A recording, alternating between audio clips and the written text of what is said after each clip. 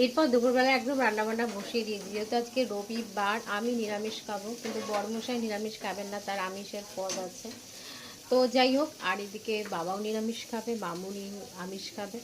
তো এক একজন এক এক রকম খাবে। তো ঝটাপট করে একদম বসিয়ে দিয়েছি। কি করছি দেখো। কদিন ধরে আমার এই ডালটা ভীষণ খেতে ইচ্ছা হচ্ছে, মানে একটা তেঁতোর ডাল, উচ্ছে দিয়ে কী বলে এটা, মুগ ডাল। উচ্ছে দিয়ে মুগ ডালটা কিন্তু খেতে বেশ ভালো লাগে, মানে আমার তো ভীষণ ভালো লাগে, সবারই মোটামুটি, খারাপ কারোরই লাগে না।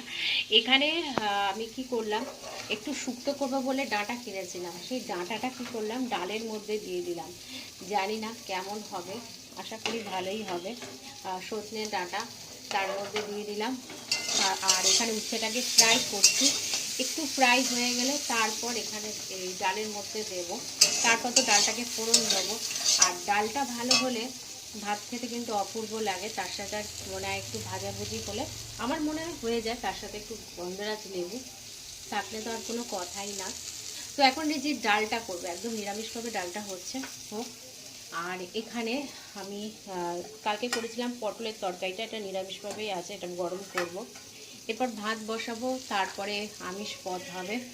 তো যাই হোক, আর এই ডাল তরকারি আর লেবু থাকলে আমার আর কিছু লাগবে না, আমার কেন বাবারও কিছু লাগবে না। আর সাথে আছে টক দই।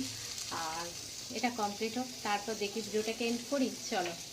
এই যে ফোড়নের জন্য দিয়ে দিয়েছি কি বলে গোটা জিরে আর শুকনো লঙ্কা, তেজপাতা। এখানে ডালটা পুরো কমপ্লিট হয়ে গেছে। এই তার চেহারা এসছে, এই তার রং এসছে, যাই বলি না কেন, এই হচ্ছে ব্যাপার।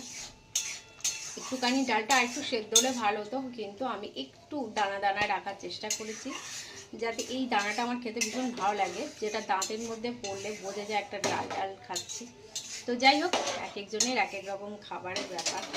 তো এটা কমপ্লিট হয়ে গেলে ভাতটা করব।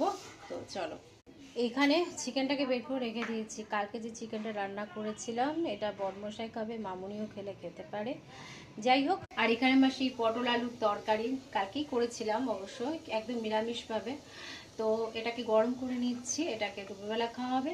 আর এখানে আমার ভাত পুরোপুরি কমপ্লিট। দেখো, কিছুটা ভাত এর মধ্যে ঢেলে রেখেছি, কিছুটা এর মধ্যে আছে, যাতে ভাতটা একটু ঝরা ঝরা টাইপের থাকে সেই জন্য। আর এখানে যে ডাল, একদম তেঁতোর ডাল।